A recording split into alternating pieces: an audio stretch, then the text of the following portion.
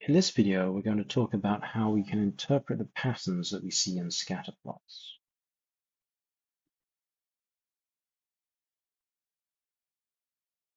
So a scatter plot allows us to plot two continuous variables, one on the y-axis, one on the x-axis. And everywhere that the coordinates of those two variables meet, we draw a point. The patterns that we see tell us about how those two variables covary. Here, for example, we're plotting the tail length versus the wing length of hawks. And we might ask, well, how could we describe the relationship that we see in this graph? How do these two variables covary?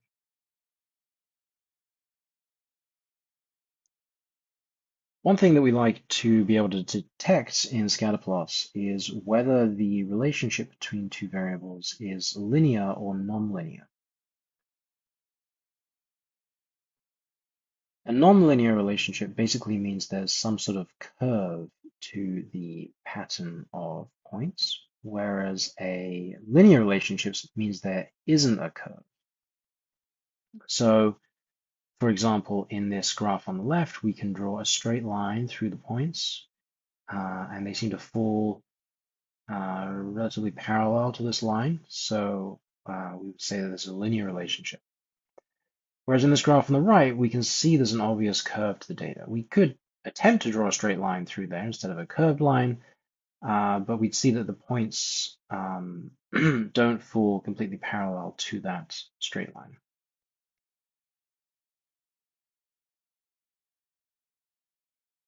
If we have a linear relationship, we're also interested in the nature of that relationship. Is the relationship positive or negative, or is there no relationship? So a positive relationship means that we have a slope that's going upwards towards the right. And a negative relationship means that the slope is going downwards. The way we quantify the slope mathematically, it means we give a number to it, and if the number is positive, then this line will be going up, and if the slope is negative, then it will have a negative number. If there's no relationship, then the line that we draw through the data will actually have a slope of 0. This means that basically as the x-axis variable changes, there's no effect on the values of the y-axis variable.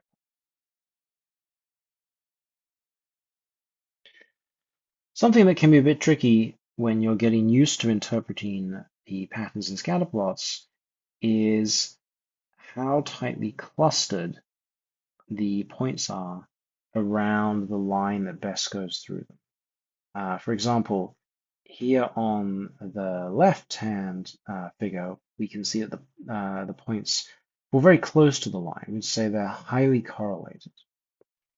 Whereas in the graph on the right, the points are poorly correlated. There's a lot of scatter away from the line. But in both cases, there is a linear relationship, right? There's no curve to this relationship, so it is linear. There's just a difference in the amount of correlation between the two variables.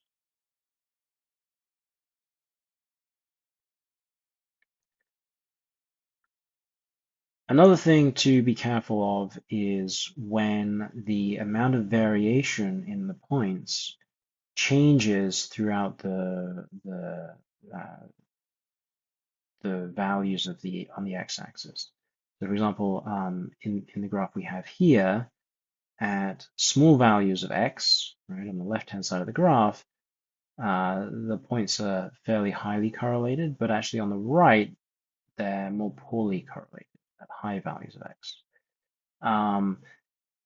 This is still technically a linear relationship, right? There's no obvious curve to the data. Sometimes it can be a bit confusing because these points out here that are far away from the rest of the points make it seem like there might be some sort of curve. But really, it's just because the variance is increasing so much on the right-hand side of the graph that just randomly we get points that are further away. We might call these outlying points or outliers. It can be helpful sometimes to cover them up and say, well, what does the graph look like if I cover up these outliers? Does the apparent nonlinear curve pattern persist when I don't look at those outlying points? So if we go back to the graph we saw at the start of this video, we can return to the scatter plot of hawk tail versus wing lengths. And we can ask again, how would we describe the relationship we see here? And it's sort of complicated, as real life data often is. We do have some sort of linear pattern that seems to be here, and maybe another linear pattern that seems to be here, but it almost looks like there's two separate relationships going on, right? If we were to try and look at all of these together, we might say, well, maybe it's actually nonlinear, right? Maybe there's some sort of curve here.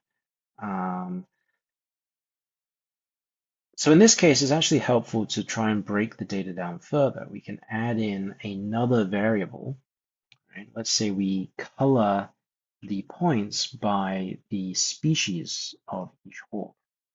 Turns out there are 3 different species of hawk in this data set.